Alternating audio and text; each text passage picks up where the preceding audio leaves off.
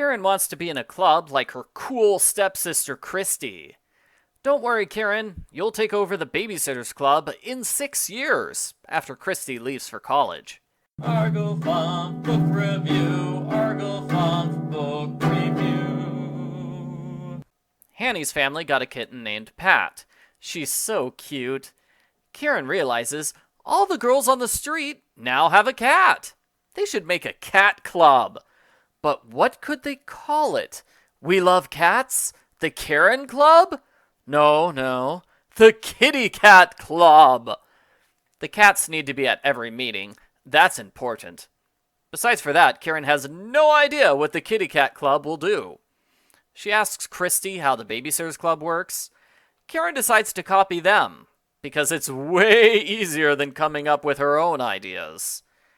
Karen invites her friends to her house.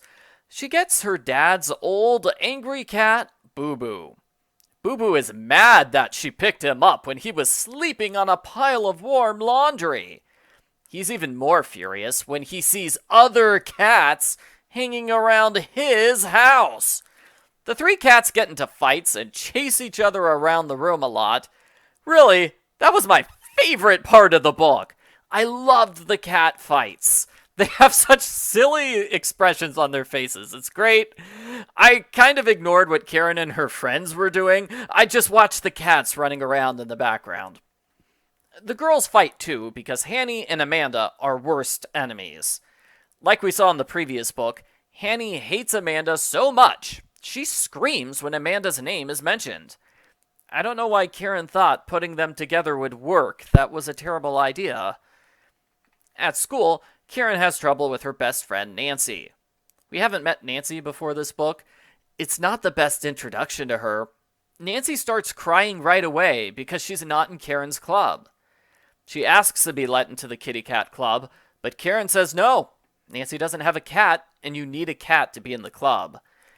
I'm not sure why Karen hurts her best friend's feelings like this. If someone tried doing that to Karen, she would become furious and demand to speak to their manager. The club is a failure. Nobody calls them asking for a cat sitter. Every single day, Karen asks if they got any calls, and every day, she's disappointed when the answer is no. That weekend, Nancy makes a special trip to Karen's house. She begs to be let into the Kittycat Club. They get into a big fight when Karen still says no, because Nancy doesn't have a cat. Karen also says borrowing a cat doesn't count, which is unfair. Karen doesn't have a cat, she's just borrowing her dad's cat. The club finally gets a potential client named Mrs. Werner. At the job interview, Mrs. Werner apologizes. She thought she was hiring a teenager to watch her cat, not a little kid. She decides not to hire Karen, and Karen cries. The next Kittycat Club meeting is a disaster. The cats fight, and Hanny throws a temper tantrum because she's not club president. Karen yells at her friends and kicks them out of the house. Karen's relatives explain to her that the Kittycat Club was a bad idea to begin with. Not only are they too young, but nobody's going to hire a cat sitter when they can hire a pet sitter. Christy could have told Karen this from the start, but she doesn't think Karen would have paid attention to her. Okay, that's kind of true, but still, Christy, you could have told Karen to make it a fun club, not a business. That would have solved the problem before it began. Karen officially disbands the Kittycat Club, she apologizes to all her friends, and she starts a club called the Fun Club. It's a big success. The end. Post-book follow-up. I liked this book. The cats were funny, and the artist does a decent job of adapting the story. It feels unfair to blame the artist for plot problems that were there in the original book. Like, the idea of Karen copying the Babysitters Club doesn't quite work because the BSC isn't a club. It's a business. Their business model doesn't match with a club where girls play with their cats. If Karen had wanted to start a cat-sitting business from the start, it would have suited the book better.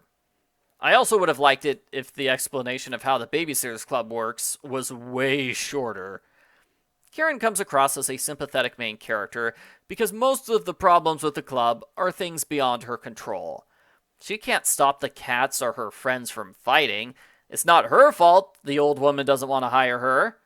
But it is Karen's fault she won't let Nancy join the club. That was Karen being mean to her best friend for no reason. There was an odd moment where Karen declares herself the president of the Kittycat Club. In the next panel, she says they can pick officers by drawing names. Why did she suddenly give up the presidency without an argument? That's unlike her. I don't think the ending parts worked well in graphic novel format. It's Christy and Karen having a long conversation, followed by Karen and Nancy having a long conversation. A lot of the characters just standing in place. Overall, I liked it. My preschooler liked it. I probably complained about this book too much, considering how good I thought it was. I give Babysitter's Little Sister graphic novel number 4, Karen's Kitty Cat Club, a thumbs up.